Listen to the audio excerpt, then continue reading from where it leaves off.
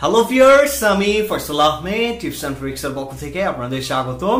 তো আশা করি আপনারা সবাই ভালো আছেন। আজকে আমি আপনাদের জন্য আরো একটি ইন্টারেস্টিং ভিডিও নিয়ে আসছি, আর সেটি হচ্ছে আপনার একটি ব্রডব্যান্ড ইউজার নেম আইডি দিয়ে আপনি কতগুলো রাউটার বা কম্পিউটার, পিসি, ল্যাপটপ যেটাই বলেন আপনি ব্যবহার করতে পারবেন। এর সম্পূর্ণ কনফিউশনগুলো আজকে ক্লিয়ার করব।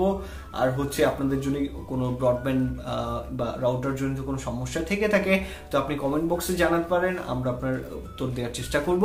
তো এখন আসি যে আপনি কতগুলো রাউটার একটা ব্রডব্যান্ড ইউজার নেম দিয়ে ব্যবহার করতে পারবেন।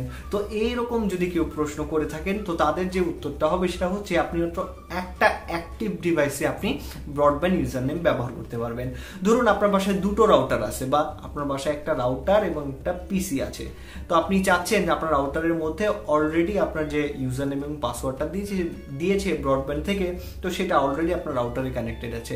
এখন আপনি যদি আবার সেম ব্রডব্যান্ড লাইনটা নিয়ে যদি আবার আপনার পিসিতে লাগান এবং একই ইউজার নেম এবং পাসওয়ার্ড দিয়ে আপনি যদি ব্রডব্যান্ডটা কানেক্ট করতে চান তো সেক্ষেত্রে আপনার এটা কানেক্টেড হবে না।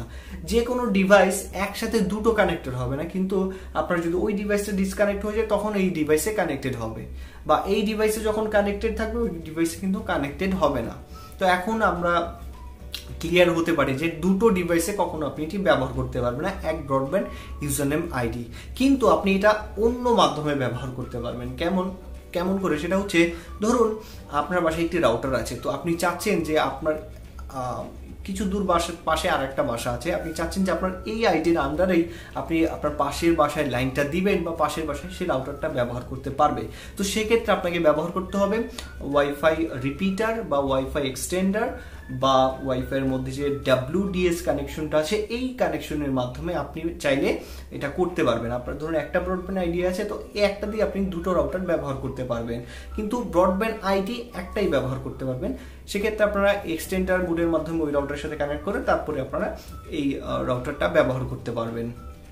তো এখন আসি, আপনারা অনেকেই জানতে চাইছেন যে ভাইয়া আমরা যদি রাউটারের সাথে এক্সটেন্ডার দিয়ে কানেক্ট করি বা আমাদের রাউটারটাকে যদি আমার ফ্রেন্ডকে WDS বা ওয়াইফাই এক্সটেন্ডার বা ওয়াইফাই রিপিটার হিসাবে দিয়ে থাকি তো সেক্ষেত্রে আমার রাউটারের স্পিডটা কমে যাবে কিনা। তো এটার উদাহরণ হিসেবে আপনি ধরতে পারেন, ধরুন আপনার বাসায় একটা 1000 লিটারের ট্যাঙ্কি আছে, তো সেখানে একটা নলকা আছে।